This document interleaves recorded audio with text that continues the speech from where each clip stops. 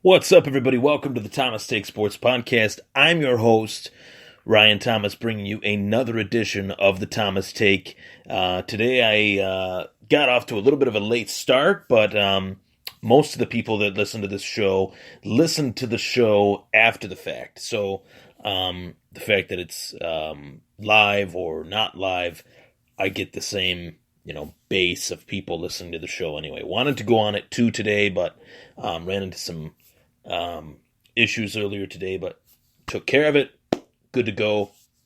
Here I am, Thomas Take Time. So, in case you didn't see the basically advertisement for the show on Saturday, yesterday I did a 3-part show, talked about the life and death of Chris Cornell, talked about LeBron James being underrated, and then of course the epic collapse that was versus the Boston Celtics last night, where LeBron was completely shut down, happened, but I still will say that LeBron James is one of the most underrated superstars in professional sports history. So, that being said, I also gave my thoughts on the latest Mayweather versus McGregor news, and today, this is the Thomas Take All MMA show, and first topic of discussion that I wanted to bring to the table is UFC Bantamweight champion Cody Garbrandt. Now, reports have stated that Cody Garbrandt is in or out of UFC 213, which takes place July 8th, International Fight Week for the UFC. Questions are running rampant about whether or not Cody will fight TJ Dillashaw on July 8th. Currently, Cody Garbrandt is going up against TJ Dillashaw as the opposing coaches on The Ultimate Fighter, but Cody Garbrandt had a bad back injury during training, and it appears to be that he is out.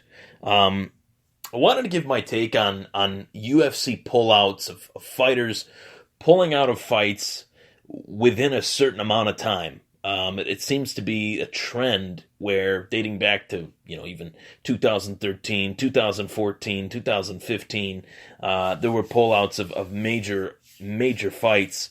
Almost every event dating back to 2013, there was a heavy amount of fighters pulling out of their bouts, and the UFC would scramble and make a different fight. But for this one, the case is very different. Obviously, this is another situation, though, where the opposing fighter, or the fighter that is the defending champion, is pulling out while this has been hyped on The Ultimate Fighter for quite some time. The last time we saw this happen in terms of the bantamweight division, we actually did get to see this happen with Dominic Cruz and Uriah Faber, where Dominic Cruz pulled out of his fight with Uriah Faber. It would have been the trilogy match at that time, and they didn't end up fighting for 4.5 years.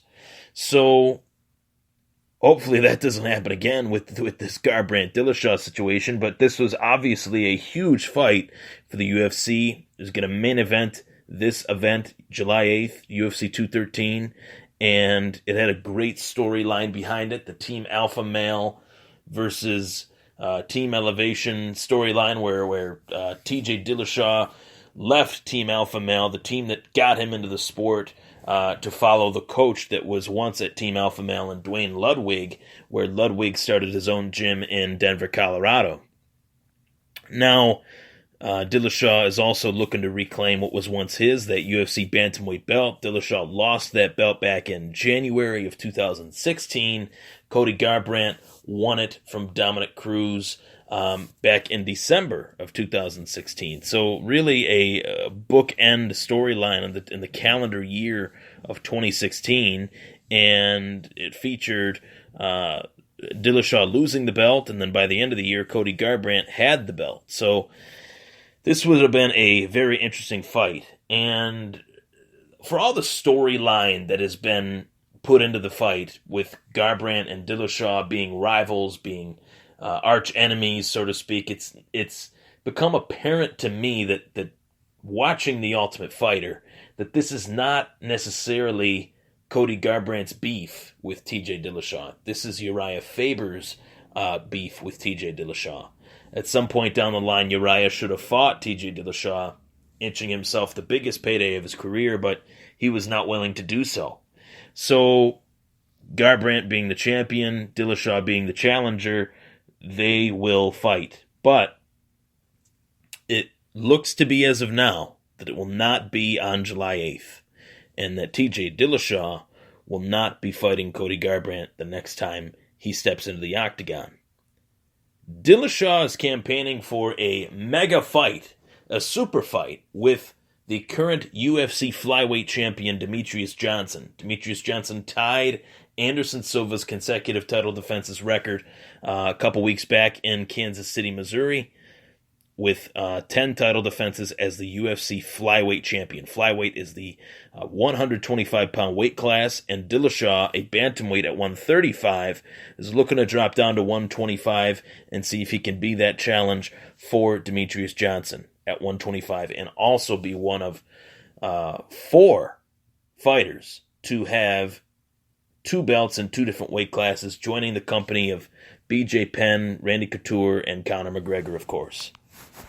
So that is a big storyline, because if Demetrious Johnson takes on TJ Dillashaw, that will be the fight that will give him the most title defenses in UFC history. And the consensus around the MMA world is that Demetrious Johnson is one hell of a fighter, but the consensus is that the title defenses were not against the best fighters in the world, like a fighter similar to TJ Dillashaw, who is one of the best in the world. So this would be definitely Demetrious Johnson's best title defense fight as a UFC flyweight champion, if he can get past TJ Dillashaw. Dana White seems very interested on setting up this fight, and I think it very well could get set up. Now, another side of the coin is just the battle between Cody Garbrandt and TJ Dillashaw. Is the UFC that willing to walk away from Garbrandt and Dillashaw to set up Dillashaw versus Johnson? Because if TJ Dillashaw does beat Demetrious Johnson, I would assume that he would get an immediate rematch. Demetrious Johnson would get an immediate rematch, being that he defended his belt so many times consecutively.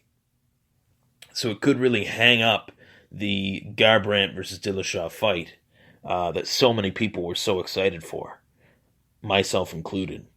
So there's a lot of different options here. If they decide to go one way with Johnson and Dillashaw, it could end another dynamic between Garbrandt and Dillashaw. And then Garbrandt really doesn't have a fresh face to challenge him for the UFC bantamweight title. Dominic Cruz is probably going to get the next shot at the UFC bantamweight title, after the winner of Garbrandt and Dillashaw. But if Dillashaw drops down, Cruz gets bumped up, he gets an immediate rematch after losing the belt. It would kind of be it wouldn't be much of a sell in terms of pay-per-view in comparison to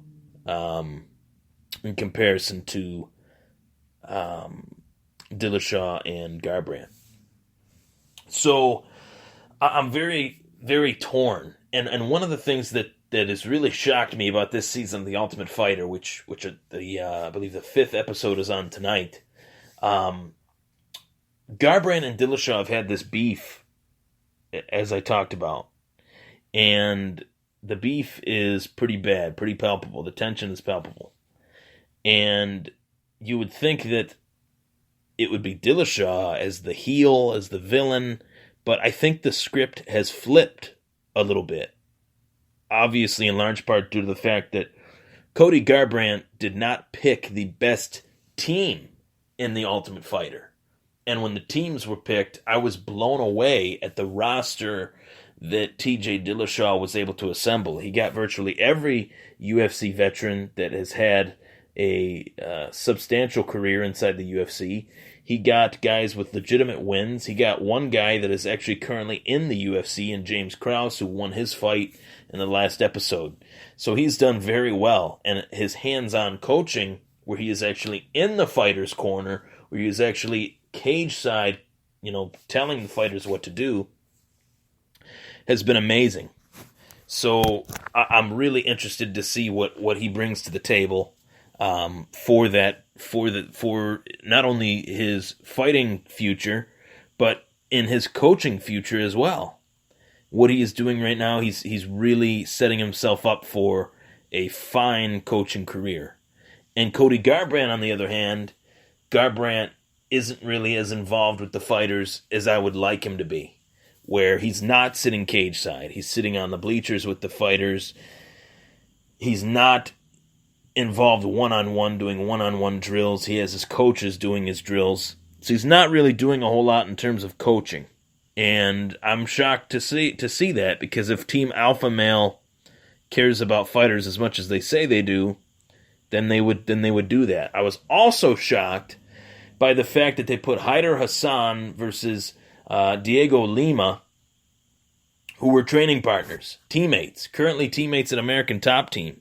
If Team Alpha Male cares so much about teammates fighting each other or not fighting each other, why would they put that fight together in the UFC's Ultimate Fighter, where an opportunity is on the line and there's a lot to lose, and Haider did not want to fight Lima. It was apparent early on that he did not want to fight Lima, but Garbrandt and his team forced the issue. Very interesting how the Ultimate Fighter, one of the most interesting things about the Ultimate Fighter, I should say, is that it can change the perception that you had of both fighters, both coaches going in. And I don't know if it'll matter on fight night if, in fact, Garbrandt does fight Dillashaw. I think Garbrandt will win. But it's remarkable how much can change over the course of a TV show.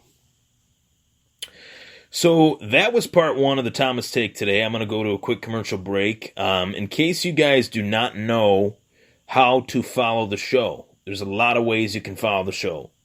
Right now, this is being streamed live on Spreaker.com. Spreaker is one of the best podcast apps out there. You can download it on the Play Store, on the App Store. You can follow the Thomas Take anytime I go live. You will get updates, notifications sent to your phone or to your email as far as what I'll be talking about in advance before it even happens. So tune in via Spreaker.com or download the Spreaker app.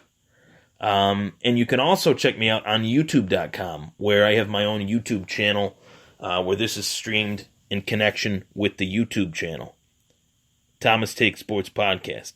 Click subscribe. You'll also get access to any and all editions of the Thomas Take. And most importantly, I am so very active on Facebook. I'm as active on Facebook as I am on any other social media avenue. So you can like the Thomas Take page, the Thomas Take Sports Podcast. I post articles, little write-ups, fighter profiles. We'll be talking about a fighter pretty soon on the next part. You'll have to tune in to find out who I'm going to be talking about. And much, much more. Videos, photos. You get access to all sorts of stuff. So another way you can follow me as well is by following me on Twitter at Thomas Takeover. And you can quickly find the Facebook page by typing in facebook.com/Thomas Takeover. So let's go to a quick commercial break. That was my take on the Cody Garbrandt in or out of UFC 213 situation and much, much more. Thank you for tuning in. We'll be right back.